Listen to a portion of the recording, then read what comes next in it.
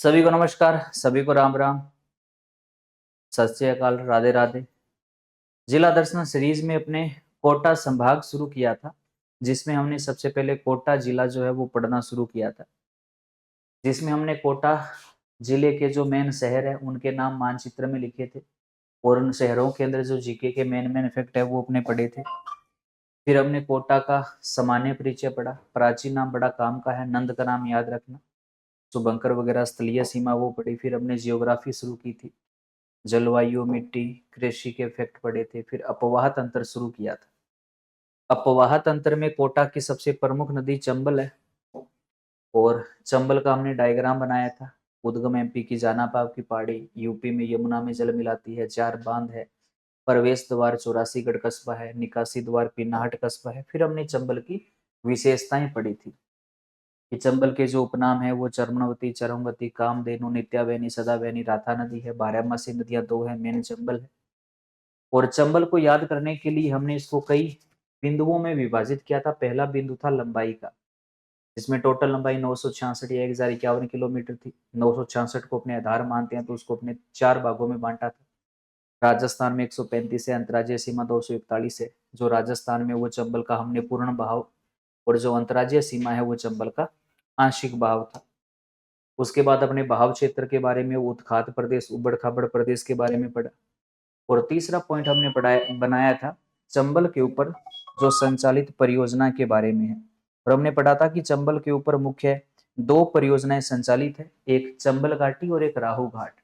और हमने चंबल घाटी परियोजना को शुरू किया था, तो इसी को अपने आज आगे कंटिन्यू करते हैं। चंबल घाटी परियोजना, ये चंबल के ऊपर 2 परियोजना संचालित है। पहली चंबल घाटी परियोजना है। इसके अंदर अगर अपने सामान्य सी बात करें तो ये चंबल घाटी जो परियोजना है ये एक संयुक्त परियोजना है। किस किस की? राजस्थान और मध्य प्रदेश की। और इसमें दोनों का जो हिस्सा है वो कितना कितना है? 50-50% है। और ये किस प्रकार की परियोजना है? तो ये जल व विद्युत दोनों प्रकार की परियोजना है। यानी कि इस परियोजना के अंतर्गत आसपास के क्षेत्रों में सिंचाई और पेयजल की आपूर्ति भी होती है, प्लस इसके ऊपर बिजली का उत्पादन भी होता है। और इस परियोजना का निर्माण कार्य 3 चरणों में पूर्ण हुआ था। अब ये जो 3 चरण है वही अपने को समझने हैं कि चंबल घाटी परियोजना के 3 चरण क्या क्या थे, किसमें क्या क्या काम हुआ था। देखिएगा, चंबल घाटी परियोजना का निर्माण 3 चरणों में संपन्न हुआ था। समझिएगा, अगर मैं आपसे सीधा सा प्रश्न करूं कि आप ये बताओ चंबल नदी पर कुल कितने बांध है, तो 4 बांध है। उद्गम से मुहाने की ओर सही क्रम बताओ, तो सबसे पहले गांधी सागर बांध आएगा, फिर राणा प्रताप सागर बांध आएगा, फिर जवाहर सागर बांध आएगा और लास्ट में कोटा बैराज आएगा। ये उद्गम से मुहाने की ओर इनका क्रम हो जाएगा। अगर मुहाने से उद्गम की ओर पूछे तो कोटा बैराज, जवाहर सागर, राणा प्रताप और गांधी सागर बांध हो जाएगा। अब ये जो 4 बांध बने ये 3 चरणों में बने, ठीक है। अब याद करो, पहला जो चरण है उसमें चंबल के ऊपर 2 बांध बनेंगे, दूसरे में 1 बनेगा, तीसरे में भी 1 बनेगा। टोटल कितने बन जाएंगे? 4 बन जाएंगे। चंबल पर जो फर्स्ट बांध है, अगर उद्गम से चलें तो गांधी सागर बांध है, और जो लास्ट बांध है कोटा बैराज है, सबसे लास्ट वाला। उन दोनों का निर्माण हो गया था प्रथम चरण में, फर्स्ट और लास्ट। सेकंड पर, जो सेकंड नंबर पर है, गांधी के बाद कौन है? राणा प्रताप सागर बांध है, उसका निर्माण दूसरे चरण में हो गया था। थर्ड में जो थर्ड नंबर पर है कौन सा है? जवाहर सागर बांध है, उसका निर्माण तीसरे चरण में हो गया था। तो चंबल के ऊपर टोटल 4 बांध बन गए। अब देखो, अब बताओ निर्माण के आधार पर क्या क्रम है। तो सबसे पहले गांधी, फिर कोटा बैराज, फिर राणा प्रताप, फिर जवाहर सागर। निर्माण के आधार पर 4 क्रम हो गए।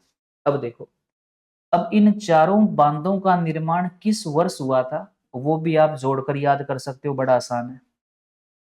1959, 1960, 1970, 71 और 1972। इन वर्षों में ये चार बांध बन गए थे। कितना आसान है। 59, 60, 70, 71, 72। राणा प्रताप सागर 70, 71 और जवाहर सागर 72। ठीक है।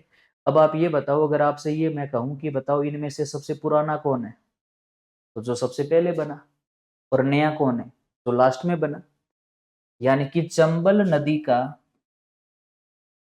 सबसे प्राचीन बांध गांधी सागर बांध है और सबसे नवीन बांध जवाहर सागर बांध है, यानी कि नया। पूरी जो चंबल है और उसके ऊपर जितने भी बांध है, तो चंबल नदी का सबसे बड़ा बांध गांधी सागर बांध है। किस में बड़ा है, तो याद रखना जल भराव क्षमता में। जल भराव क्षमता में ये चंबल का सबसे बड़ा बांध है। लेकिन बात तो वही है, ये राजस्थान में नहीं है। तो राजस्थान में चंबल का सबसे बड़ा बांध कौन सा है, तो याद रखो राजस्थान में चंबल का सबसे बड़ा जो बांध है ना, वो राणा प्रताप सागर बांध है। 2% हुए ना। चंबल का सबसे बड़ा बांध गांधी सागर बांध, और राजस्थान में चंबल का बड़ा बांध राणा प्रताप सागर बांध। और याद रखना पूरे राजस्थान में जल भराव क्षमता में या जल ग्रहण क्षमता में सबसे बड़ा जो बांध है ना, वो भी ये राणा प्रताप सागर बांध है पूरे राजस्थान में। पूरे राजस्थान में जल भराव क्षमता सबसे ज्यादा राणा प्रताप सागर बांध की है। और अगर आपसे पूछे कि बताओ चंबल का एकमात्र अपवाद वाला बांध कौन सा है, तो अपवाद वाला जो बांध है वो कोटा बैराज है। अपवाद वाला क्यों है, क्योंकि चंबल का एकमात्र ऐसा बांध है जो विद्युत का उत्पादन नहीं करता। इसका मतलब कि चंबल के ऊपर 4 बांध है, 4 में से एक ही ऐसा बांध है जहां बिजली नहीं बनती, वो कोटा बैराज है। अब देखो किसी भी बांध के आगे जब बैराज आ जाए ना, समझ जाना वो डैम होता है। और डैम का काम होता है केवल आसपास में पानी की आपूर्ति कराना, बिजली का उत्पादन डैम पर नहीं होता। तो याद रखना इस कोटा बैराज का मुख्य उद्देश्य क्या है, तो कोटा के औद्योगिक क्षेत्रों को जलापूर्ति करवाना। कोटा का जो औद्योगिक क्षेत्र है उसको जलापूर्ति करवाना, ये कोटा बैराज का मेन उद्देश्य है। उसके अलावा ये आसपास में सिंचाई की भी आपूर्ति करवाता है। कुल मिलाकर इस पर बिजली नहीं बनती। तो बिजली कितने पर बनती है, 3 पर बनती है। गांधी सागर बांध बिजली बनाता है 115 मेगावाट। ठीक। राणा प्रताप सागर बांध बिजली बनाता है 172 मेगावाट। कितनी, 172 मेगावाट। और जवाहर सागर बांध बिजली बनाता है 99 मेगावाट।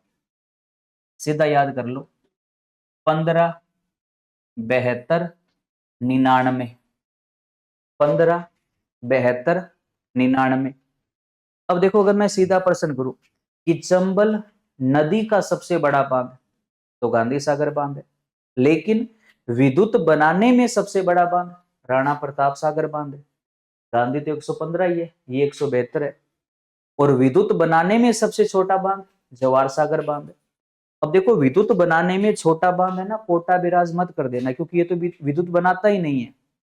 विद्युत नहीं बनाता है वो कोटा बैराज है, और विद्युत जो सबसे कम बनाता है वो जवाहर सागर बांध है, और ज्यादा राणा प्रताप सागर बांध बनाता है। अब मान लो प्रश्न आ जाए कि चंबल परियोजना पर कुल कितने मेगावाट बिजली का उत्पादन होता है। तीनों आपको याद है, तो अगर आप प्लस करोगे तो 386 मेगावाट हो जाएगा। ठीक। और प्रश्न आ जाए कि बताओ राजस्थान को कितना मिलेगा, तो राजस्थान का हिस्सा कितना है, 50% है।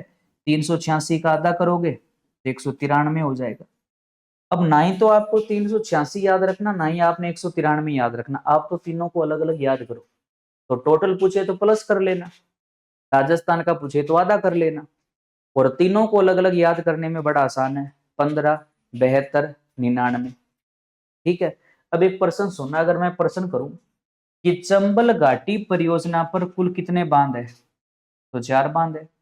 लेकिन अगर मैं प्रश्न कर दूं कि चंबल विद्युत परियोजना पर कितने बांध है, तो कितने बताओगे? 3 बांध। क्यों? कि कोटा जो बैराज है वो विद्युत में काउंट नहीं होता। ये चंबल के ऊपर तो 4 बांध है, लेकिन चंबल विद्युत परियोजना पर 3 ही बांध है। कोटा बैराज एक ऐसा बांध है चंबल का जहां पर बिजली नहीं बनती। तो ये चंबल घाटी परियोजना है और चंबल के चारों बांधों की विशेषता है। ठीक है, ये चंबल घाटी परियोजना होगी। देखो कितना आसान है, अगर चारों को जोड़कर याद करें तो, है ना, थोड़ा सा सिस्टम से याद करना। अब देखो दूसरी जो परियोजना है चंबल पर, उस परियोजना का नाम आता है राहु घाट जल विद्युत परियोजना। राहु घाट जल विद्युत परियोजना। ठीक है, राहु घाट जल विद्युत परियोजना। ये परियोजना किस नदी पर है, तो चंबल पर है। और ये परियोजना किस जिले में है, तो भाई करौली जिले में है। और याद रखना ये भी एक संयुक्त परियोजना है, इसमें भी हमारे साथ मध्य प्रदेश है। और चंबल की तरह दोनों का हिस्सा भी कितना कितना है, 50-50% है। ठीक है, एक ही विशेषता है, राजस्थान की एकमात्र ऐसी जल विद्युत परियोजना है जो किसी जीव को बचाने के लिए राज्य सरकार के द्वारा बंद करवा दी गई थी। हालांकि वर्तमान में वापस शुरू हो चुकी है, लेकिन एक विशेषता बन गई। कहते हैं कि जब ये परियोजना शुरू हुई थी तो इसके प्रदूषित पानी और धुएं से यहाँ पर घड़ियालों की बहुत बड़ी संख्या में मौत हुई थी, तो सरकार ने इसको हाथों हाथ बंद करवा दिया था। लेकिन बाद में इसमें थोड़ा फेरबदल किया गया, प्रदूषण, पर्यावरण प्रदूषण को ध्यान में रखा गया और बाद में इसको वापस से शुरू कर दिया गया। लेकिन एक विशेषता बन गई कि किसी जीव को बचाने के लिए बंद करवाई जाने वाली एकमात्र जल विद्युत परियोजना राजस्थान में कौन सी है, तो वो राहु घाट है। अभी तक का तो रिकॉर्ड है, पेपर में तो ये 2 ही प्रश्न पूछे गए हैं कि राहु घाट किस नदी पर है, चंबल पर, और किस जिले में है, करौली में। तो ये चंबल पर संचालित होने वाली 2 परियोजना है। ठीक है, चंबल घाटी और राहु घाट। उसके बाद देखो चौथा पॉइंट बनेगा चंबल में देखे जाने वाले जीव। तो चंबल में 2 प्रकार के जीव देखे जाते हैं। एक तो पूरे भारत में सबसे ज्यादा जो घड़ियाल है ना वो चंबल में ही है, और एक चंबल में देखा जाता है गांगेय सूंस। गांगेय सूंस जो एक डॉल्फिन मछली की प्रजाति मानी जाती है, ये भी हमारे पूरे राजस्थान में चंबल में ही पाई जाती है। और सबसे ज्यादा जो घड़ियाल है वो भी चंबल में ही है। तो घड़ियालों के नाम के जितने भी उपनाम होंगे वो सारे चंबल नदी के ही होंगे। और 5वां पॉइंट, चंबल के किनारे पर कुछ वन्य जीव क्षेत्र स्थित है। वो कौन कौन से हैं, तो लगभग 5 नाम याद रखो।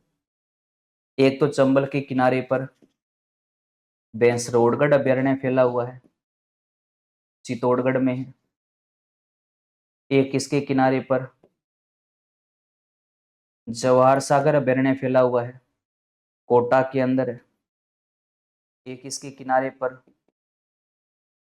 राष्ट्रीय चंबल अभ्यारण्य फैला हुआ है, ये भी कोटा के अंदर है।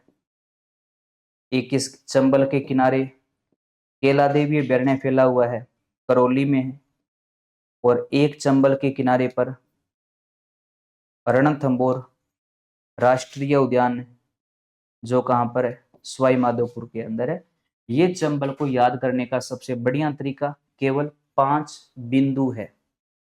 फिर कह रहा हूं ज्यादा नहीं कह सकता, 80% बातें आपको ये याद करवा देंगे। जैसे मैं 5 पॉइंट के नाम बोल रहा हूँ, उसमें क्या क्या पढ़ा वो एक बार दिमाग में लाना। पहला पॉइंट है लंबाई का, 966, 135, 241, है ना। बहाव क्षेत्र, उत्खात, बीहड़, डांग, कंदराएं, अवनालिका, अपर्दन।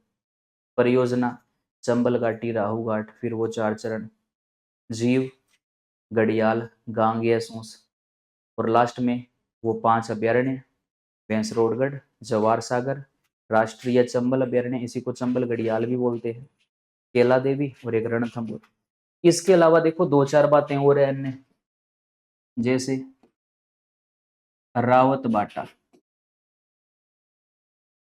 है ना, चंबल के किनारे पर ही है। तो रावत बाटा किस नदी पर है? तो एक नदी बतानी पड़े तो चंबल है, और अगर दो दो ऑप्शन में आ जाए तो रावत बाटा जो है ना, ये चंबल और ब्राह्मणी इन दोनों नदियों के संगम पर है रावत बाटा, जो कि हमारे राजस्थान का एकमात्र परमाणु विद्युत ग्रह है। परमाणु विद्युत ग्रह है रावत बाटा, और इस परमाणु विद्युत ग्रह की जो स्थापना है वो 1973 में कनाडा के सहयोग से हुई थी। और दूसरा परमाणु विद्युत ग्रह आपको याद हो तो माही नदी के किनारे बांसवाड़ा में निर्माणाधीन है। फिलहाल एक ही है जो चंबल के किनारे पर चित्तौड़गढ़ में है, रावत बाटा। और इसी रावत बाटा में चंबल के ऊपर एक जलप्रपात बना हुआ है, चूलिया जलप्रपात, चूलिया जलप्रपात, जो कि अपने राजस्थान का सबसे ऊंचा जलप्रपात है, जिसकी ऊंचाई सबसे ज्यादा कितनी, 18 मीटर है। याद रखना चंबल के ऊपर एक और जलप्रपात भी है, कौन सा है? तो याद रखो धुआंधार जलप्रपात, धुआंधार जलप्रपात, धुआंधार जलप्रपात। ये जलप्रपात भी चंबल के ऊपर ही बना हुआ है, लेकिन ये मध्य प्रदेश में है। राजस्थान में कौन सा है? चूलिया जलप्रपात है, ये रावत बाटा में है, चंबल पर बना है, राज्य का सबसे ऊंचा जलप्रपात है। तो एक तो ये रावत बाटा हो गया। इसके अलावा एक हम ये जानते हैं कि चंबल के ऊपर ही अपने राजस्थान का एकमात्र हैंगिंग ब्रिज बना हुआ है। कौन से जिले में? कोटा जिले के अंदर बना हुआ है। और हैंगिंग ब्रिज का मतलब क्या होता है? झूलता हुआ पुल, झूलता हुआ पुल। और इस हैंगिंग ब्रिज का उद्घाटन कब हुआ था? इसका उद्घाटन हुआ था 29 अगस्त 2017 को भारत के तेजस्वी प्रधानमंत्री नरेंद्र मोदी जी के द्वारा इस हैंगिंग ब्रिज का उद्घाटन उदयपुर जिले के खेल गांव से किया गया था। कौन सा गांव था? खेल गांव, उदयपुर जिले का है ये कोटा में, लेकिन उद्घाटन इसका उदयपुर के खेल गांव से हुआ था 29 अगस्त 2017 को, जो कि अपने राज्य का एकमात्र हैंगिंग ब्रिज है। और याद रखना इसी ब्रिज से संबंधित एक कमेटी का नाम जरूर याद रखना, न्यायमूर्ति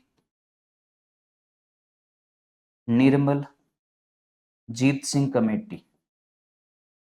इस कमेटी का संबंध भी हैंगिंग ब्रिज से है। 17 से पहले ये जब टूटा था, इसकी जांच के लिए सरकार ने ये कमेटी बनाई थी। तो न्यायमूर्ति निर्मलजीत सिंह कमेटी का संबंध किससे है? तो इसका भी हैंगिंग ब्रिज से है, जो कोटा में किस नदी पर है? चंबल पर है। इसके अलावा याद रखना कि अगर वो प्रश्न करे कि यूनेस्को की सूची में, यूनेस्को की सूची में नामित राजस्थान की एकमात्र नदी बताओ, तो वो भी चंबल ही है। और एक याद रखना, अगर वो आपसे ये कहे कि अपना जो चंबल बेसिन है, इस चंबल बेसिन की आकृति कैसी है, तो चंबल बेसिन की आकृति वृक्षाकार है। चंबल बेसिन का मतलब है चंबल और चंबल की जितनी भी सहायक नदियां हैं सबको अगर मिला दिया जाए तो एक वृक्ष जैसी आकृति बनती है। तो चंबल बेसिन की आकृति वृक्षाकार है। और लास्ट में याद रखना, चंबल नदी का जो पाट है, यानी कि जो तल है, इस तल की गहराई प्लस चौड़ाई सबसे ज्यादा कहाँ होती है? तो केशोरायपाटन बूंदी में। कहाँ पर होती है? केशोरायपाटन, जो बूंदी जिले का शहर है, वहां पर चंबल की गहराई भी सबसे ज्यादा है और चंबल की चौड़ाई भी सबसे ज्यादा देखी जाती है। कहने का मतलब है जो 5 पॉइंट है उनके अलावा जो चीजें हैं वो तो बड़ी आसान है। तो मैं तो बस वो 5 पॉइंट है उसमें पूरी चंबल नदी को अपने याद कर सकते हैं। इसके अलावा लास्ट में चंबल की जो प्रमुख सहायक नदियां हैं,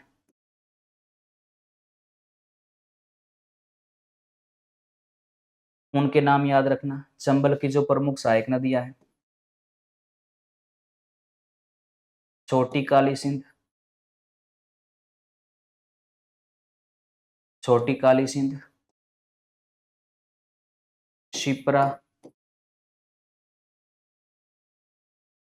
गुंजाली,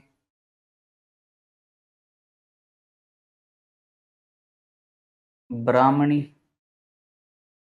या इसी को अपने बामणी के नाम से भी जानते हैं, इज, कोराल,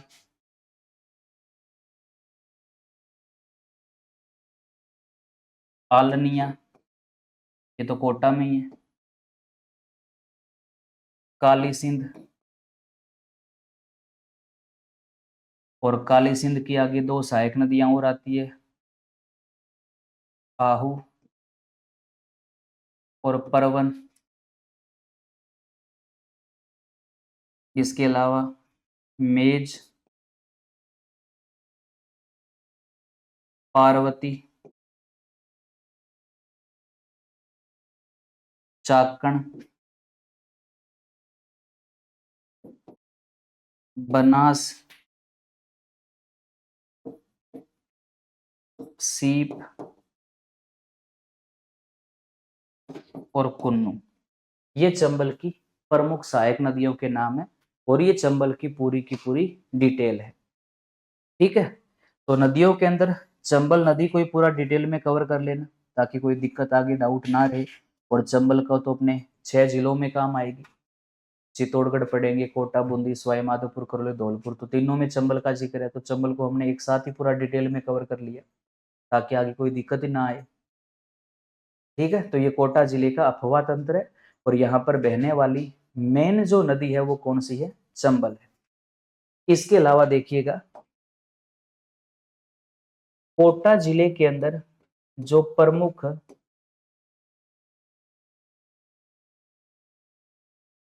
बांध परियोजनाएं संचालित होती है तो वो कौन कौन सी है देखिएगा। अब देखो कोटा में दो बांध तो चंबल वाले हो गए। एक है जवार सागर बांध, ठीक, और एक है कोटा बैराज। दोनों किस नदी पर है? चंबल पर है। रट्टा लगा लेना नौनेरा या नवनेरा बैराज का। मोस्ट मोस्ट मोस्ट इंपॉर्टेंट है, रट्टा लगा लेना। कहां पर है? कोटा में है। नौनेरा या नवनेरा बैराज। दो तीन बातें याद रखो। नवनेरा जो बैराज है ये कोटा जिले की दिगोद तहसील में है। डायग्राम के अंदर अपने पढ़ा था। और ये बैराज किस नदी पर बना हुआ है? तो ये मेन काली सिंध नदी पर बना हुआ है, जो चंबल की सहायक नदी है ना। और इस बैराज का निर्माण किस परियोजना के तहत हुआ था? तो याद रखना पूर्वी नहर परियोजना के तहत हुआ था। अब ये पूर्वी नहर परियोजना क्या है? तो ये नहर परियोजना भाई आज तो बड़े चर्चा में है ना। पिछली जो बीजेपी गवर्नमेंट थी उस समय एमपी की गवर्नमेंट के साथ में समझौता हुआ था। चंबल और चंबल की 5 सहायक नदियों के पानी को लेकर दोनों राज्यों में बंटवारा हुआ था और वहीं पर एक पूर्वी नहर परियोजना के नाम की परियोजना एक मंजूर की गई थी। जो बाद में भारत सरकार ने उसको मंजूरी दे दी थी, लेकिन बीच में कांग्रेस सरकार आ गई तो उसका काम हो नहीं पाया। अब वापिस इस परियोजना को शुरू किया है। तो ये इंदिरा गांधी नहर परियोजना के बाद की राज्य की सबसे बड़ी नहर परियोजना है, जो चंबल और चंबल की सहायक नदियों पर विकसित की जाएगी। कि पूर्वी नहर परियोजना किस नदी पर विकसित की जाएगी, तो याद रखना ये मेन चंबल नदी पर विकसित की जाएगी, प्लस इसमें चंबल की कुछ सहायक नदियों का पानी भी मिलाया जाएगा। और जब ये परियोजना पूरी विकसित हो जाएगी तो इस परियोजना का जो लाभ है वो अपना जो दक्षिणी पूर्वी राजस्थान है, दक्षिणी पूर्वी जो राजस्थान है, उस दक्षिणी पूर्वी राजस्थान के कम से कम 13 जिलों को इस परियोजना का फायदा मिलेगा। तो इसी परियोजना के तहत कोटा में काली सिंध के ऊपर ये नवनेरा बैराज बनाया गया था। और एग्जाम में पूछा भी खूब जाएगा, क्योंकि करंट के अंदर भी है। इंदिरा गांधी नहर के बाद की सबसे बड़ी नहर परियोजना, तो जरूर याद रखिएगा नवनेरा बैराज किस नदी पर है, काली सिंध पर है, और किस जिले में है, कोटा में। और ये किस परियोजना का हिस्सा है, तो ये पूर्वी नहर परियोजना का हिस्सा है। इसके अलावा अन्य अगर अपने बात करें कोटा के अंदर, तो याद रखना यहीं पर गोपालपुरा बांध परियोजना भी कोटा के अंदर है। इसके अलावा आलनिया बांध परियोजना कोटा के अंदर है। तकली बांध परियोजना कोटा में है। इसके अलावा सावन भादो परियोजना कोटा में है। एक सावन भादो कड़ाई भी तो है देशनोक में करणी माता, सावन भादो झील सिरोही में, और सावन भादो बांध परियोजना कोटा के अंदर है। तो सावन भादो परियोजना भी कोटा में है। इसके अलावा एक याद रखना हरीशचंद्र बांध परियोजना, ये भी कोटा के अंदर है। सारा छोड़ देना, लेकिन ये नाम जरूर याद रखना, नौनेरा या नवनेरा बैराज कहाँ है, कोटा में, किस नदी पर, काली सिंध पर, और किस परियोजना का हिस्सा है, तो याद रखो ये पूर्वी नहर परियोजना का हिस्सा है। ठीक है, तो ये कोटा जिले में संचालित होने वाली प्रमुख बांध परियोजना है। इसके बाद अपने बात करते हैं कोटा जिले का जो मुख्य औद्योगिक परिदृश्य है।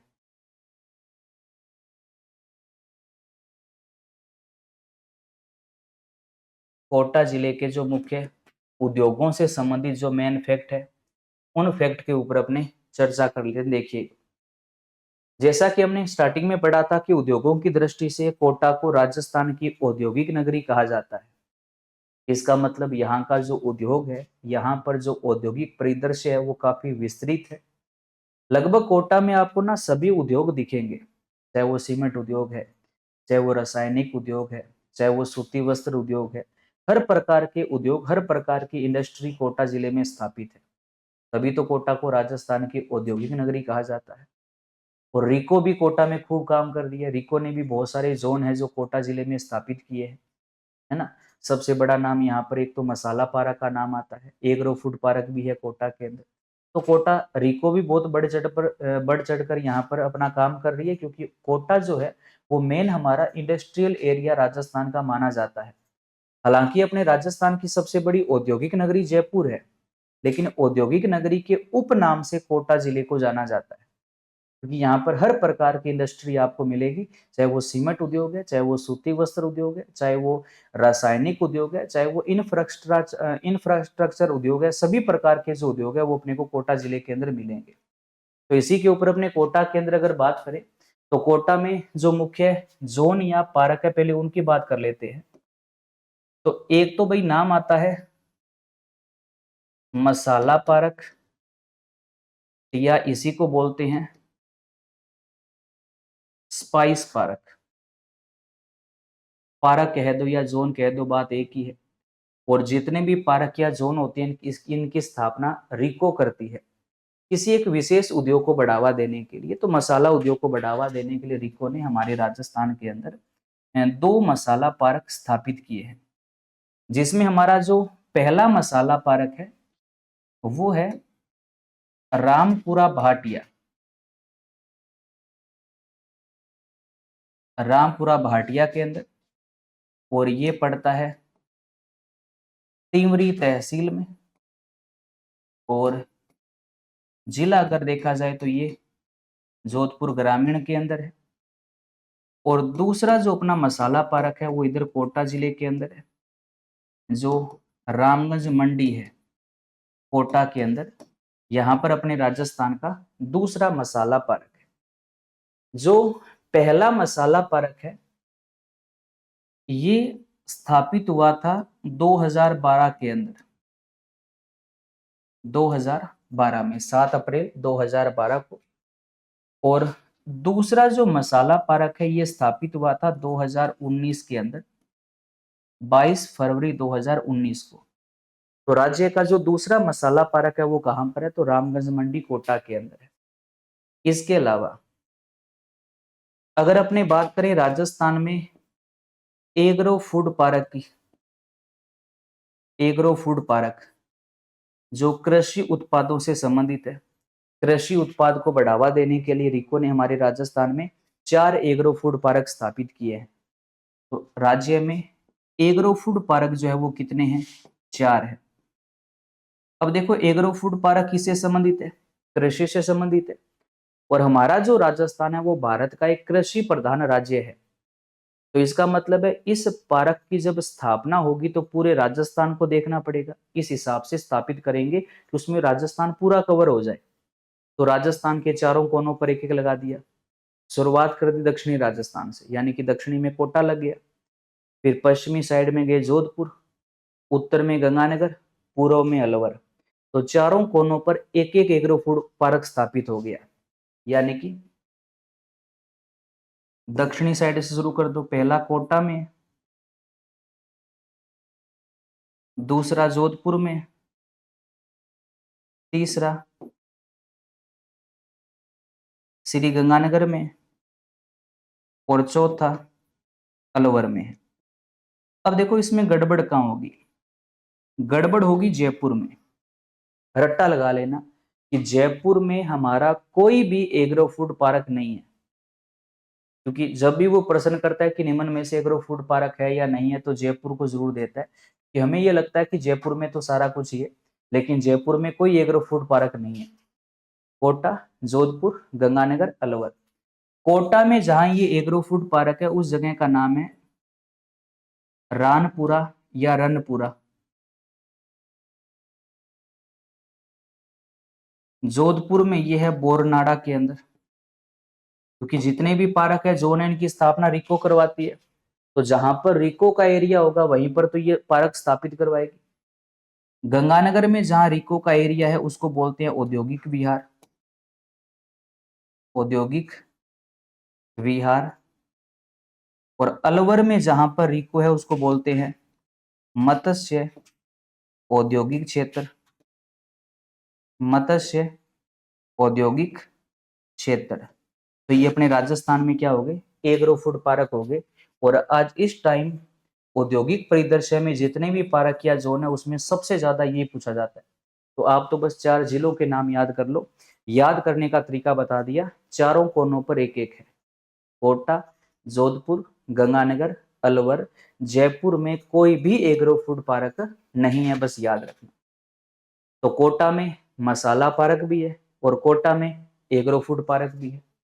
इसके अलावा अन्य अगर अपने बात करें तो अन्य नाम आता है स्टोन पार्क का, कि रिको द्वारा स्थापित अपने राजस्थान में जो प्रमुख स्टोन पार्क है, जो मूल्यवान पत्थर है उनसे संबंधित उद्योगों को बढ़ावा देने के लिए स्टोन पार्क की स्थापना की है। अब स्टोन पार्क कौन कौन से हैं तो याद रखना, एक तो स्टोन पार्क अपना कोटा में ही है, जगह का नाम है मंडाना। कहां पर है, कोटा के अंदर है, यहाँ पर एक स्टोन पार्क है। इसके अलावा एक स्टोन पार्क है मंडोर में, है ना, जोधपुर का जो मंडोर है वहां पर एक स्टोन पार्क है। इसके अलावा एक स्टोन पार्क दौसा में है, कहां पर, तो याद रखना सिकंदरा सिकराय जगह का नाम है, जो कहां पर है, दौसा के अंदर है। और शायद ये स्टोन पार्क भी आजकल वीडियो पटवार वाले एग्जाम में प्रश्न आया हुआ है, तो स्टोन पार्क भी अपने राजस्थान के अंदर ये मुख्य है। इसके अलावा याद रखना है कि मासलपुर करौली के अंदर भी स्टोन पार्क है ना, मासलपुर करौली। क्या प्रसिद्ध है मासलपुर करौली का? पान की खेती, वहीं पर एक स्टोन पार्क है, और एक स्टोन पार्क धौलपुर में है भाई। जगह का नाम याद रखना बिश्नोदा है, जगह का नाम क्या है? बिश्नोदा। और बिश्नोदा कहां पर है? धौलपुर के अंदर। तो यहाँ पर भी अपना एक स्टोन पार्क है। तो ये अपने राजस्थान के प्रमुख स्टोन पार्क है। तो कोटा के अंदर भी स्टोन पार्क है, और कोटा में कहां पर है? तो वो मंडाना कोटा के अंदर स्टोन पार्क है। तो ये अपने राजस्थान के प्रमुख जो है वो स्टोन पार्क है ना। मंडाना कोटा में है, मंडोर में है, सिकंदरा सिकराई दौसा में है, मालपुरा करौली में है, सॉरी मासलपुर। और मासलपुर की बात करें तो मासलपुर ये अपने राजस्थान में पान की खेती भी प्रसिद्ध है। कि पान की खेती भी कहाँ की प्रसिद्ध है? मासलपुर करौली की। और मासलपुर करौली के अंदर पान की खेती करने वाली जो जाति है वो कौन सी है? तमोली जाति। और याद रखना पान का जो खेत होता है उस खेत को क्या बोलते हैं? तो पान के खेत को बजेड़ा कहा जाता है। कि पान का खेत क्या कहलाता है? तो बजेड़ा कहलाता है। और पान की खेती कहाँ की प्रसिद्ध है? मासलपुर करौली की प्रसिद्ध है। ये कोटा में स्थित मुख्य जोन या पार्क है, जिसमें मसाला पार्क भी है, एग्रो फूड पार्क भी है, और स्टोन पार्क भी है। कहां पर? कोटा जिले के अंदर। अन्य अगर अपने कोटा के अंदर अन्य औद्योगिक परिदृश्य की बात करें तो समझना कोटा जिला जो है यहां पर सूती वस्त्र उद्योग जो है वो भी कोटा जिले में स्थापित है। कौन सा? सूती वस्त्र उद्योग। और आपको ये पता है कि हमारा सबसे प्राचीन और सुव्यवस्थित उद्योग जो है वो सूती वस्त्र उद्योग है। राजस्थान की पहली जो सूती वस्त्र मिल है ब्यावर में 1889 में स्थापित हुई थी, दी कृष्णा लिमिटेड मिल। 1889 में सेठ दामोदर दास राठी ने उसकी स्थापना करवाई थी। दूसरी जो सूती वस्त्र मिल है वो भी ब्यावर में ही लगी थी, है ना, 1906 में एडवर्ड मिल। और तीसरी सूती वस्त्र मिल है वो भी ब्यावर में लगी थी, श्री महालक्ष्मी सूती वस्त्र मिल 1925 में। तो प्रथम जो तीन सूती वस्त्र मिलें थी वो तीनों ब्यावर में लगी थी। और वर्तमान हमारे राजस्थान में 23 सूती वस्त्र मिलें हैं टोटल जो पंजीकृत है। 23 में से 3 मिलें सार्वजनिक है और 3 मिलें सहकारी है, और बाकी जो 17 मिलें हैं वो निजी क्षेत्र की सूती वस्त्र मिल है। तो उसी सूती वस्त्र जो निजी क्षेत्र की मिल है उसमें से 2 सूती वस्त्र मिले हैं जो कोटा के अंदर है। तो कोटा के अंदर जो भी सूती वस्त्र मिल होगी वो किस क्षेत्र की होगी? तो याद रखो वो निजी क्षेत्र की होगी। और निजी क्षेत्र में राजस्थान में कुल सूती वस्त्र मिलें कितनी है? तो 17 है। और 17 में से 2 सूती वस्त्र मिल है जो कहां पर है? कोटा के अंदर है, जिसमें एक का नाम है श्री गोयल सूती वस्त्र मिल कोटा के अंदर है, और एक का नाम है सुदर्शन टेक्सटाइल, यानी कि सुदर्शन सूती वस्त्र मिल। श्री गोयल सूती वस्त्र मिल और सुदर्शन सूती वस्त्र मिल, ये दोनों सूती वस्त्र मिलें कहां पर है? कोटा में है। और दोनों की दोनों जो है वो निजी क्षेत्र की सूती वस्त्र मिलें हैं। तो सूती वस्त्र उद्योग भी कोटा में है। इसके अलावा अगर कोटा जिले की बात की जाए तो कोटा जिले के अंदर जो सीमेंट उद्योग है वो भी स्थापित है। सूती वस्त्र उद्योग भी कोटा में है और जो सीमेंट उद्योग है वो भी कोटा जिले में स्थापित है। आपको पता है कि अपने राजस्थान की प्रथम जो सीमेंट फैक्ट्री है वो 1915 में लाखेरी बूंदी में स्थापित हुई थी। कली निक्सन कंपनी ने उस फैक्ट्री की स्थापना करवाई थी जिसका नाम था एसीसी। जो प्रथम सीमेंट कारखाना 1915 लाखेरी बूंदी में लगा था। आजादी के बाद प्रथम जो सीमेंट फैक्ट्री है वो 1953 में स्थापित हुई थी जिसका नाम था जयपुर उद्योग लिमिटेड, जो सवाई माधोपुर में लगा था। और आज हमारे राज्य में सबसे ज्यादा सीमेंट का उत्पादन जेके सीमेंट कारखाना करता है, निम्बाहेड़ा चित्तौड़गढ़ वाला। तो उसी क्रम में राजस्थान के अंदर एक सीमेंट फैक्ट्री है, Shri Ram cement factory, Shri Ram cement factory. और ये श्री राम जो सीमेंट फैक्ट्री है ना, ये कोटा के अंदर ये, और ये अपने राजस्थान में सबसे कम सीमेंट का उत्पादन करने वाली फैक्ट्री है, जो कोटा में ही है। और सर्वाधिक सीमेंट का उत्पादन करने वाली जो फैक्ट्री है वो जेके सीमेंट कंपनी है, जो कहां पर है, वो निम्बाहेड़ा चित्तौड़गढ़ में है। उसके अलावा एक अन्य सीमेंट कारखाना भी कोटा के अंदर है, याद रखना, मंगलम जो सीमेंट कारखाना है, मंगलम जो सीमेंट कारखाना है वो कोटा में है। और कोटा में कहां पर है, तो कोटा में जगह है मोडक, जो कोटा के अंदर है, वहां पर मंगलम सीमेंट कारखाना है। यानी कि कोटा जो जिला है, यहाँ पर सीमेंट उद्योग भी स्थापित है। और सबसे कम सीमेंट का उत्पादन करने वाली जो फैक्ट्री है, जो राम भरोसे है, श्री राम सीमेंट फैक्ट्री, वो अपने कोटा जिले में स्थापित है। तो यहाँ पर सीमेंट उद्योग भी स्थापित है। इसके अलावा अगर बात की जाए तो कोटा जो जिला है, ये ऊन उद्योग के अंदर भी पीछे नहीं है। ऊन उद्योग की भी यहाँ पर एक इकाई स्थापित है। कौन सी? केंद्रीय ऊन का जो आयात निर्यात केंद्र है, आयात निर्यात जो केंद्र है वो कहाँ है, तो वो कोटा के अंदर, ये जो ऊन का है, केंद्रीय आयात निर्यात केंद्र कहाँ पर है, कोटा में है। जबकि अपने राजस्थान में केंद्रीय ऊन विकास बोर्ड जोधपुर के अंदर है। और एशिया की सबसे बड़ी जो ऊन मंडी है वो अपने बीकानेर में है। और केंद्रीय ऊन आयात निर्यात केंद्र कहां पर है, तो वो कोटा में है। मतलब ये ऊन उद्योग भी यहाँ पर स्थापित है। इसके अलावा कोटा जिले की बात करें तो कोटा जिले के अंदर जो कांच उद्योग है, या अपने इसी को गलास उद्योग भी कह सकते हैं, ये उद्योग भी यहाँ पर स्थापित है। हालांकि कांच उद्योग के अंदर आज सबसे अग्रणी जिला धौलपुर है। धौलपुर में दो बड़ी ग्लास फैक्ट्रियां हैं, एक दी धौलपुर ग्लास फैक्ट्री है, और एक जो अपनी गंगानगर शुगर मिल के लिए शराब की बोतलें बनाती है, the high technical precision glass factory, वो भी धौलपुर में है। धौलपुर के बाद दूसरे पायदान पर भिवाड़ी है कांच उद्योग में। इसके अलावा एक फैक्ट्री कांच की है जो कोटा में भी है, जिसका नाम है Semcor glass factory, Semcor glass factory. और ये सेमकोर ग्लास फैक्ट्री कहां पर है, तो ये कोटा के अंदर है। और ये जो सेमकोर ग्लास फैक्ट्री है, ये टीवी कंपनियों के लिए पिक्चर ट्यूब बनाने का काम करती है। टीवी कंपनियों के लिए पिक्चर ट्यूब बनाने वाली जो ग्लास फैक्ट्री है वो कोटा में है, जिसका नाम है सेमकोर ग्लास फैक्ट्री, ये कोटा के अंदर है।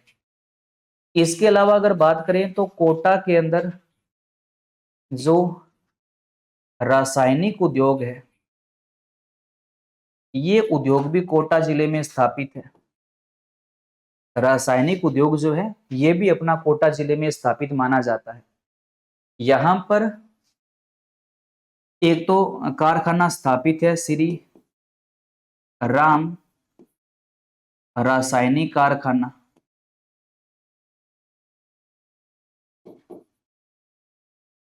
है ना, जिसको फर्टिलाइजर भी कह सकते हो, जो कि निजी क्षेत्र का है, निजी क्षेत्र का है। और श्री राम सीमेंट भी है, श्री राम रासायनिक कारखाना भी है, ये दोनों कोटा के अंदर है। इसके अलावा याद रखना, एक कोटा में रासायनिक कारखाने का बड़ा फेमस नाम आता है, पेपर में भी खूब आता है, उसका नाम है चंबल फर्टिलाइजर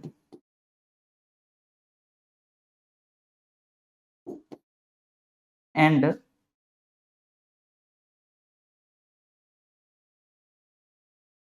केमिकल्स कारखाना, ये भी कोटा में है। और कोटा में भी कहां पर है, तो जगह का नाम याद रखो, गड़ेपान, गड़ीपान कोटा में है। दोनों ही आ जाए ऑप्शन में तो मेन जगह को प्राथमिकता देना। और खास बात है कि जो चंबल फर्टिलाइजर है ना, ये अपने राजस्थान में निजी क्षेत्र का सबसे बड़ा रासायनिक कारखाना है। कि निजी क्षेत्र का सबसे बड़ा रासायनिक कारखाना कहां पर है, तो वो कोटा के अंदर है। और श्री राम रासायनिक कारखाना जो है ये भी निजी क्षेत्र का, ये भी कोटा में है। इसके अलावा एक अलग नाम याद रखना, वेगन इंडस्ट्रीज, ये भी कोटा के अंदर है, जो एक इंजीनियरिंग उद्योग का कारखाना है। वेगन इंडस्ट्रीज ये भी कोटा में है, मतलब यहाँ पर इंजीनियरिंग उद्योग भी यहाँ पर विकसित है। तो ये कोटा जिले का पूरा औद्योगिक परिदृश्य है। अब देखो कोटा के अंदर लगभग सभी प्रकार के उद्योग स्थापित है, तभी तो अपने कोटा को औद्योगिक नगरी बोलते हैं। क्योंकि यहाँ पर चाहे वो सूती वस्त्र उद्योग हो, सीमेंट उद्योग हो, कांच उद्योग हो, रासायनिक उद्योग हो, ऊन उद्योग हो, सारे उद्योग कोटा में स्थापित है। और मुख्य यहाँ पर 3 प्रकार के जोन है। यहाँ पर मसाला पार्क है, यहाँ पर एग्रो फूड पार्क है, यहाँ पर स्टोन पार्क भी है। इसीलिए तो कोटा को राजस्थान की औद्योगिक नगरी कहा जाता है। और औद्योगिक जिलों की श्रेणियों में कोटा को ए श्रेणी का जिला रखा गया है। कि कोटा किस औद्योगिक श्रेणी का जिला है, तो कोटा ए औद्योगिक श्रेणी का जिला माना जाता है। अलग अलग जिलों को अलग अलग श्रेणियों में रखा गया है। और श्रेणियां कैसे है, क्या सिस्टम है, वो भी मैं आपको अलग से समझाऊंगा। जैसे 4 श्रेणियां होती है। सबसे ऊपर विशिष्ट श्रेणी, फिर ए, फिर बी, फिर सी। विशिष्ट श्रेणी में केवल एक ही जिला आता है, जयपुर, जो सबसे उच्चतम श्रेणी है उद्योगों की। विशिष्ट श्रेणी उसमें केवल जयपुर आता है। और कोटा जो है ना, उसको ए श्रेणी में रखा गया है, यानी कि जो सबसे बढ़िया है ना उससे थोड़ा सा कम है। तो कोटा ए श्रेणी का औद्योगिक जिला है। तो ये कोटा का औद्योगिक परिदृश्य हो जाएगा। इसके बाद अपने बात करते हैं कोटा के अंदर जो ऊर्जा संसाधन के जो मेन फैक्ट है। ये ऊर्जा संसाधन के अंदर यहाँ पर क्या क्या मेन फैक्ट हो सकते हैं।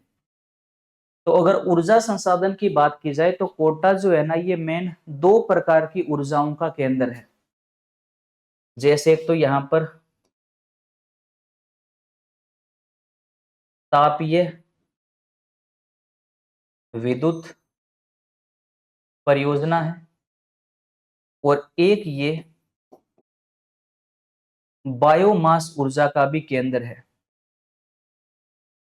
बायोमास ऊर्जा कोटा में है। और एक तापीय परियोजना भी कोटा जिले में स्थापित हुई। तापीय मतलब कोयला, और तापीय कोयला होगा तो थर्मल होगा। और आपको पता है कि कोटा के अंदर जो अपना कोटा सुपर पावर थर्मल है वो कोटा में ही है। कोटा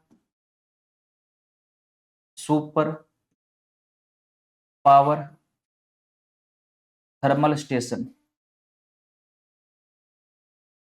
जो कहां पर है, कोटा के अंदर है। और इस थर्मल की जो स्थापना है कब हुई थी, 1978 के अंदर चंबल नदी के किनारे पर इसकी स्थापना की गई थी। कब, 1978 के अंदर।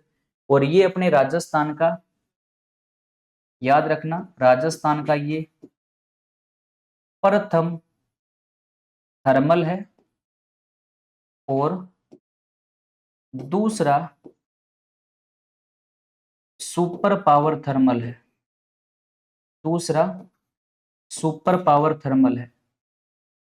अब देखो, जैसे सिंपल थर्मल हमारे राज्य में पहले कोटा स्थापित हुआ था, उसके बाद सूरतगढ़ वाला 1999 में स्थापित हुआ था। लेकिन सूरतगढ़ वाला पहले सुपर बन गया था, कोटा उसके बाद सुपर बना। समझ रहे हो। अब देखो, पहला थर्मल कोटा, दूसरा थर्मल सूरतगढ़।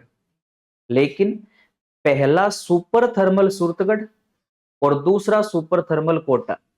यानी कि थर्मल सबसे पहले, थर्मल ये लग तो गया कोटा वाला, लेकिन ये सुपर सूरतगढ़ के बाद बना। तो प्रथम जो सुपर पावर थर्मल है वो सूरतगढ़ वाला है, और दूसरा जो सुपर पावर थर्मल है वो कोटा वाला है। और कोटा पहला थर्मल है जिसकी स्थापना कब की है, 1978 की है। और इस थर्मल की जो कुल विद्युत उत्पादन क्षमता है, हालांकि सूरतगढ़ वाले से कम है। यहाँ पर लगभग 1240 मेगावाट है और लगभग यहाँ पर 7 इकाइयां स्थापित है। तो कोटा वाले थर्मल की कुल विद्युत उत्पादन क्षमता कितनी है? 1240 मेगावाट है। बायोमास की बात करें तो यहाँ पर बस एक ही चीज याद रखना, वैसे अपने राज्य का प्रथम जो बायोमास संयंत्र है वो अपने पदमपुर के अंदर है, श्री गंगानगर जिले के पदमपुर के अंदर। लेकिन हाड़ौती क्षेत्र का जो प्रथम बायोमास संयंत्र है, हाड़ौती क्षेत्र का जो प्रथम बायोमास संयंत्र है वो कोटा के अंदर है। और कोटा में कहां पर है? रनपुरा या रंगपुरा, जहां पर अपना एग्रो फूड पार्क है ना पहला, तो वहीं पर हाड़ौती क्षेत्र का प्रथम रनपुरा या रानपुरा, रनपुरा या रानपुरा जगह का नाम है जहां पर हाड़ौती क्षेत्र का प्रथम बायोमास ऊर्जा संयंत्र है। और राजस्थान का पहला एग्रो फूड पार्क भी यहीं पर है। और हाड़ौती क्षेत्र का प्रथम जो बायोमास ऊर्जा संयंत्र है वो भी यहीं पर है। तो कोटा में ऊर्जा संसाधन की बात करें तो ये तापीय विद्युत परियोजना का भी सेंटर है और यहाँ पर एक बायोमास ऊर्जा परियोजना भी संचालित होती है रनपुरा में, जो हाड़ौती का प्रथम बायोमास ऊर्जा संयंत्र है। और कोटा वाला जो है वो राज्य का पहला थर्मल है और दूसरा सुपर थर्मल है। तो याद रखना, राज्य का प्रथम सुपर थर्मल कौन सा है? तो राज्य का प्रथम जो सुपर थर्मल है ना वो कौन सा है? सूरतगढ़ वाला है। और दूसरा कोटा है, पहला थर्मल कोटा है और दूसरा थर्मल सूरतगढ़ वाला है। तो ये कोटा जिले के अंदर मुख्य ऊर्जा संसाधन के यहाँ पर ये मेन आपके फैक्ट हो जाएंगे। ठीक है, चलो इसके बाद अपने बात करते हैं कोटा जिले का जो प्रमुख वन्य जीव क्षेत्र से संबंधित जो मुख्य कोटा के मेन फैक्ट है कि वन्य जीव क्षेत्र से संबंधित यहाँ पर मेन फैक्ट जो है वो क्या हो सकते हैं। तो याद रखना, एक तो कोटा जिले में हमारे राजस्थान का संरक्षित क्षेत्र भी विकसित हुआ है, उमेदगंज जो कोटा के अंदर है, जिसको अपने कंजर्वेशन रिजर्व भी बोलते हैं। और वर्तमान अपने राजस्थान में संरक्षित क्षेत्र कुल कितने हैं? तो याद रखना, आज इस डेट तक टोटल 36 संरक्षित क्षेत्र है वर्तमान अपने राजस्थान में, है ना। लगभग अपने 28 फरवरी 2023 तक, सॉरी 2024 तक, 28 फरवरी 2024 तक राजस्थान में कुल संरक्षित क्षेत्रों की संख्या 36 है। और उसी 36 में जो उमेदगंज संरक्षित क्षेत्र है वो कहां पर है? कोटा के अंदर है। इसके अलावा कोटा की अगर बात की जाए तो यहां पर एक राष्ट्रीय उद्यान का नाम आता है मुकुंदरा हिल्स राष्ट्रीय उद्यान। कहां पर है? मुकुंदरा हिल्स राष्ट्रीय उद्यान। तो इस राष्ट्रीय उद्यान का जो मुख्य विस्तार है वो माना जाता है मेन कोटा व झालावाड़ के अंदर। ये वाला जो जंगल है ये मेन अपने राजस्थान के 2 जिलों में फैला हुआ है, कोटा व झालावाड़। कोटा झालावाड़ के अलावा अगर तीसरा जिला पूछे तो चित्तौड़गढ़ है, चौथा पूछे तो बूंदी है। ये जंगल वैसे 4 जिलों में फैला हुआ है, मेन कोटा व झालावाड़। आप ये बताओ वर्तमान अपने राजस्थान में कुल राष्ट्रीय उद्यान है कितने? तो राष्ट्रीय उद्यान तो राजस्थान में 3 ही है, एक रणथंभौर है, एक केवलादेव है और एक मुकुंदरा है। तो ये मुकुंदरा जो राष्ट्रीय उद्यान है ये मुख्य रूप से कोटा और झालावाड़ जिलों में फैला हुआ है। इसके बारे में अगर अपने बात करें तो इस मुकुंदरा को राजस्थान सरकार ने अभयारण्य घोषित कर दिया था 1955 में, और इसको भारत सरकार के द्वारा राष्ट्रीय उद्यान का दर्जा दिया गया था 9 जनवरी 2012 को, 9 जनवरी 2012 को। तो ये अपने राजस्थान का सबसे नया राष्ट्रीय उद्यान है, क्योंकि लास्ट में तीसरा यही बना था। और कब बना था? 9 जनवरी 2012 को। और इस राष्ट्रीय उद्यान का जो लगभग क्षेत्रफल है, तो लगभग ये वाला जो जंगल है ये लगभग 200 वर्ग किलोमीटर में फैला हुआ है। कितना क्षेत्रफल है? लगभग 200 वर्ग किलोमीटर। और इस राष्ट्रीय उद्यान का जो सबसे प्रमुख जीव माना जाता है, कौन सा जीव है यहाँ का मेन? ये तोता है ना, गागरोनी तोता। इसी को कहा जाता है हीरामन तोता। इसी को कहा जाता है टुईया तोता। इसी को कहा जाता है हिंदुओं का आकाश लोचन। आकाश लोचन। और इसी का वैज्ञानिक नाम है एलेक्जेंड्रिया पेराकीट। कि एलेक्जेंड्रिया पेराकीट कहाँ का मुख्य जीव है? तो ये मुकुंदरा का है, क्योंकि गागरोनी तोते का ही वैज्ञानिक नाम है, जिसको हीरामन तोता, टुईया तोता, हिंदुओं का आकाशलोचन भी कहा जाता है। और इसी मुकुंदरा का सबसे प्राचीन जो नाम मिलता है, वो इसका सबसे प्राचीन नाम मिलता है दर्रा। अब याद रखना, इसी मुकुंदरा के अंदर राजस्थान का एकमात्र सर्प उद्यान स्थापित है। और अगर आपसे जिला पूछे ना, ये राज्य का एकमात्र सर्प उद्यान किस जिले में है, तो ये कोटा जिले में है। और इसी जंगल में अपने राजस्थान के अंदर सबसे ज्यादा जीवों की संख्या देखी जाती है। कि राज्य में सबसे ज्यादा जीवों की संख्या किसमें है, तो मुकुंदरा हिल्स में है। और यही वो एकमात्र ऐसा जंगल है जहां से आदि मानव शैल चित्र समूह के अवशेष मिले हैं। आदि मानव शैल चित्र समूह के अवशेष मिले हैं। आसान सी भाषा में अगर अपने कहें तो अपने ये कह सकते हैं, यहां से आदि मानवों के अवशेष मिले हैं। कहां से? मुकुंदरा हिल्स से। और यही वो मुकुंदरा हिल्स है जहां पर 10 अप्रैल 2013 को राजस्थान की तीसरी बाघ परियोजना शुरू हुई थी। वर्तमान में कितनी बाघ परियोजनाएं हैं? 5 है। जो 5वीं नवीन बाघ परियोजना है वो धौलपुर करौली टाइगर प्रोजेक्ट है। तो तीसरी जो बाघ परियोजना थी वो 2013 में यही मुकुंदरा में शुरू की गई थी। कब? 10 अप्रैल 2013 को। और इस जंगल को मुख्य रूप से जलापूर्ति करवाने का काम जो नदियां करती है वो काली सिंध व आहू है।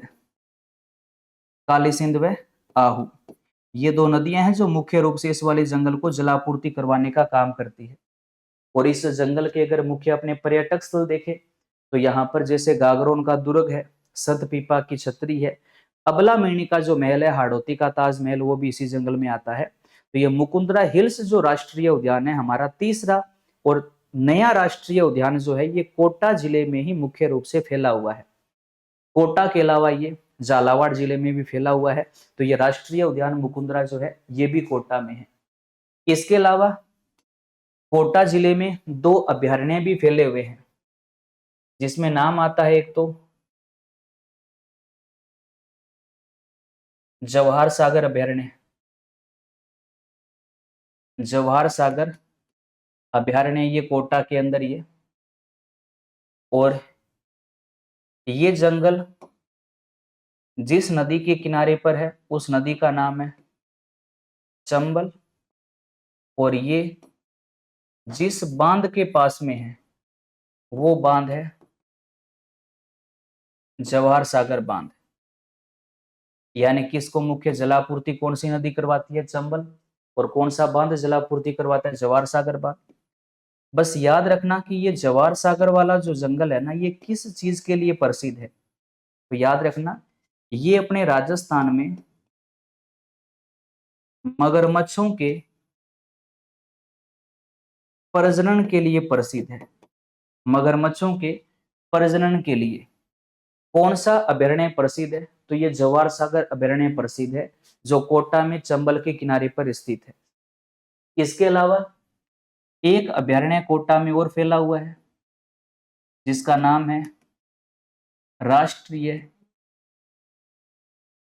चंबल अभयारण्य। इसी को अपने कई बार चंबल घड़ियाल अभयारण्य के नाम से भी पढ़ लेते हैं। तो वो चंबल घड़ियाल जो है वो इसी का नाम है। अब देखो इसमें याद रखना, अब देखो ये वाला जो जंगल है ना, ये एकमात्र ऐसा जंगल है जो चंबल नदी के समानांतर फैला हुआ है। एक ही ऐसा जंगल है जो चंबल नदी के समानांतर है, जबकि चंबल के किनारे पर तो बहुत सारे हैं। किनारे पर होना और समानांतरण होना दोनों अलग अलग चीजें होती है। जंगल का अगर थोड़ा सा भी भाग नदी को टच करेगा तो वो उसके किनारे पर मान लिया जाएगा। समानांतरण का मतलब है कि बहुत दूर तक उसके पास पास में फैला होना। तो ये वाला जो जंगल है ये चंबल के पास पास में दूर तक फैला हुआ है, तो ये चंबल के समानांतरण फैला हुआ है। अब देखो इस लाइन से अपने 3-4 बातें बना सकते हैं। पहली बात, ये जिस नदी के किनारे पर है इसका नाम उसी नदी के नाम पर रख दिया, तो ये राज्य का एकमात्र क्या हो गया? नदी सेंचुरी अभयारण्य हो गया। ये राज्य का एकमात्र नदी सेंचुरी अभयारण्य। सेंचुरी का मतलब होता है कि जो जिसके किनारे पर हो उसका नाम अगर उसी के नाम पर रख दिया जाए तो एक सेंचुरी स्थल हो जाता है। ये चंबल के किनारे पर है और इसका नाम भी चंबल के नाम पर कर दिया, तो ये कैसा हो गया? नदी सेंचुरी हो गया। और अगर ये चंबल के समानांतर में फैला होगा तो इसका विस्तार भी वहां वहां होगा जहां जहां पर चंबल जाती है। और चंबल आपको पता है मध्य प्रदेश से निकलकर राजस्थान होते हुए यूपी तक जाती है। तो ये जंगल भी 3 राज्यों में फैला हुआ है। इसका मतलब ये हमारे राजस्थान का एकमात्र अंतर्राज्यीय अभयारण्य है। अंतर्राज्यीय क्यों? क्योंकि ये राजस्थान की बाउंड्री से भी बाहर है। ये एमपी और यूपी में भी फैला हुआ है। और अगर ये चंबल के किनारे किनारे पर फैला होगा तो जो काम चंबल करेगी वो काम ये भी करेगा। और चंबल काम करती है अंतर्राज्यीय सीमा बनाने का, तो ये जंगल भी अंतर्राज्यीय सीमा बनाएगा। तो अंतर्राज्यीय सीमा बनाने वाला एकमात्र अभयारण्य कौन सा है? ये चंबल घड़ियाल है। और इस राष्ट्रीय चंबल अभयारण्य का जो प्रमुख जीव है, प्रमुख जो जीव है वो कौन सा है? घड़ियाल है। प्रमुख जीव कौन सा है? घड़ियाल है। तो बस याद रखना, घड़ियालों के नाम का कोई भी उपनाम आ जाए वो सारे के सारे उपनाम इसी के होंगे, राष्ट्रीय चंबल अभयारण्य के होंगे। जैसे मान लो मैं उपनाम लिखूं, घड़ियालों का घर, घड़ियालों का संसार, घड़ियालों की शरणस्थली और घड़ियालों की प्रजनन स्थली, इसको कहा जाएगा राष्ट्रीय चंबल अभयारण्य। मगरमच्छों के प्रजनन के लिए जवार सागर प्रसिद्ध है और घड़ियालों के प्रजनन के लिए राष्ट्रीय चंबल अभयारण्य प्रसिद्ध, जो राज्य का एकमात्र नदी सेंचुरी अभयारण्य है और एकमात्र ऐसा उद्यान है जो राजस्थान के अलावा एमपी और यूपी में भी फैला हुआ है। और ये दोनों कोटा में है। और कोटा में हमारा एक राष्ट्रीय उद्यान भी है मुकुंदरा हिल्स, वो हमने पढ़ लिया था। तो ये अपने कोटा जिले का मुख्य वन्य जीव क्षेत्र है। लास्ट कोटा की जियोग्राफी में एक फैक्ट है अपने जनगणना 2011 के बारे में, उसमें भी 2-4 बातें याद रखें। जैसे अगर मैं कोटा के अंदर जनगणना 2011 के अगर मेन फैक्ट कोटा की अगर बात की जाए तो जहां पर सबसे ज्यादा साक्षरता की बात आएगी उसमें लगभग जो जिला आएगा वो कोटा ही आएगा। और अगर अपने बात करें राजस्थान में शहरी और ग्रामीण जनसंख्या की, तो मोटा मोटा अपने बात करें तो 75-25 का रेशो है, यानी कि 75% ग्रामीण है और 25% लोग शहरी है। तो जो शहरी जनसंख्या जो है ना परसेंटेज, वो ज्यादा कोटा के अंदर है। 2011 की जनगणना में राजस्थान के अंदर सर्वाधिक शहरी जनसंख्या प्रतिशत वाला जिला कोटा है। देखिएगा राज्य में सर्वाधिक शहरी जनसंख्या का प्रतिशत कौन से जिले में होगा? कोटा में होगा। अब स्वाभाविक सी बात है, अगर शहरों के लोगों का परसेंटेज ज्यादा होगा तो ग्रामीणों का कम होगा। तो राज्य में न्यूनतम ग्रामीण जनसंख्या प्रतिशत वाला जो जिला है वो कौन सा है? कोटा है। समझ रहे हो ना? अगर शहरियों का परसेंटेज ज्यादा होगा तो ग्रामीणों का अपने आप ही कम हो गया। तो सर्वाधिक शहरी प्रतिशत कोटा और सबसे कम ग्रामीण प्रतिशत भी कोटा। तो इसका उल्टा कौन सा है? तो वो डूंगरपुर है। जैसे अगर शहरी जनसंख्या का परसेंटेज ज्यादा कोटा में है तो शहरियों का कम परसेंटेज डूंगरपुर में है। ग्रामीणों का कम परसेंटेज कोटा में है तो ज्यादा परसेंटेज डूंगरपुर के अंदर है। तो कोटा के अंदर शहरियों का जो परसेंटेज है वो सबसे ज्यादा मिलता है। इसके अलावा राजस्थान के अंदर जो बाल लिंगानुपात है, बाल लिंगानुपात, बाल लिंगानुपात का मतलब है 0 से 6 आयु वर्ग के अंदर जो बाल लिंगानुपात है, उस बाल लिंगानुपात के अंदर अपने राजस्थान के अंदर सबसे कम ग्रामीण लिंगानुपात वाला जो जिला है ना वो कोटा है। मैं केवल बाल लिंगानुपात की बात कर रहा हूं, टोटल लिंगानुपात की बात नहीं कर रहा। बच्चों में सबसे कम ग्रामीण लिंगानुपात कोटा के अंदर है। ठीक है। इसके अलावा बच्चों में सबसे कम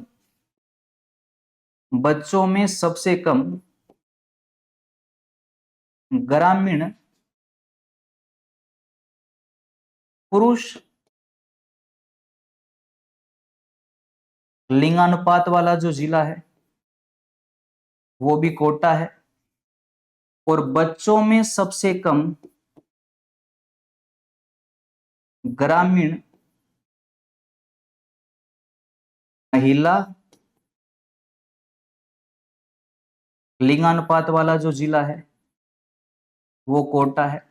अब देखो, दिमाग मत लगाना कि आप तो यहाँ पर तो बाल लिख रहे हो, यहाँ पर महिला पुरुष लिख रहे हो। तो यहाँ पर ना इसको महिला व पुरुष लिखा जाता है, लेकिन ये छोटे बच्चों की बात करते हैं, यानी कि जो नन्ना मुन्ना है और ये नन्नी मुन्नी है, 0 से 6 आयु वर्ग के अंदर है। तो सबसे कम जो लिंगानुपात होगा वो कहाँ होगा? कोटा में होगा। इसके अलावा आपको ये पता है कि अपने राजस्थान के अंदर 2011 की जनगणना में सर्वाधिक साक्षरता वाला जो जिला था वो कोटा ही था। और कोटा की जो साक्षरता दर थी वो लगभग कितनी थी? 76% की थी। और अपने राजस्थान में सर्वाधिक महिला साक्षरता वाला जो जिला है वो भी तो कोटा ही है। और कोटा के अंदर जो महिला साक्षरता है वो लगभग 65.9% है। तो कुल साक्षरता और सर्वाधिक महिला साक्षरता में ज्यादा कोटा या पुरुष साक्षरता ज्यादा झुंझुनू में थी, है ना, और महिला कोटा में थी। तो ये जनगणना 2011 के मुख्य फैक्ट है, ये भी थोड़ी याद रखना। इसमें मेन तो ये जो चीज है ना ये याद कर लेना। लिख देता हूं, सर्वाधिक शहरी जनसंख्या प्रतिशत कोटा और सबसे कम शहरी जनसंख्या का जो प्रतिशत है वो डूंगरपुर के अंदर है। ठीक है। न्यूनतम ग्रामीण जनसंख्या का प्रतिशत कोटा में और सर्वाधिक ग्रामीण जनसंख्या का प्रतिशत डूंगरपुर के अंदर है। ठीक है। तो ये कोटा जिले की जियोग्राफी के मुख्य फैक्ट थे। एक बार आप कोटा की कंप्लीट जियोग्राफी को ढंग से पढ़ लीजिएगा, सुन लीजिएगा। उद्योग वाला जो है ना कोटा के अंदर, जो मुख्य पार्क वगैरह, उद्योग वगैरह जो है ना, जोन वगैरह जो है, ये बड़े अच्छे से कवर कर लेना। खासकर स्टोन पार्क, मसाला पार्क पेपर में खूब आते हैं, तो इनको जरूर ढंग से याद कर लेना। ठीक है। तो ये कोटा जिले की जियोग्राफी है। अगली क्लास में अपने कोटा जिले की कला, संस्कृति, इतिहास के फैक्ट अपने शुरू करेंगे। तब तक आप कोटा की ज्योग्राफी को ढंग से पढ़ लीजिएगा, अच्छे से याद कीजिएगा। कल अपने फिर कोटा की कला संस्कृति इतिहास को आगे शुरू करेंगे। तो आप सभी का बहुत बहुत धन्यवाद भाई, संस्था के साथ जुड़े रहने का, संस्था पर विश्वास दिखाने का। बाकी इसी प्रकार से विश्वास दिखाए रखिएगा, इसी प्रकार से अपनी तैयारी करते रहिए, अपना ध्यान रखिए। सबका बहुत बहुत धन्यवाद। जय हिंद, जय भारत।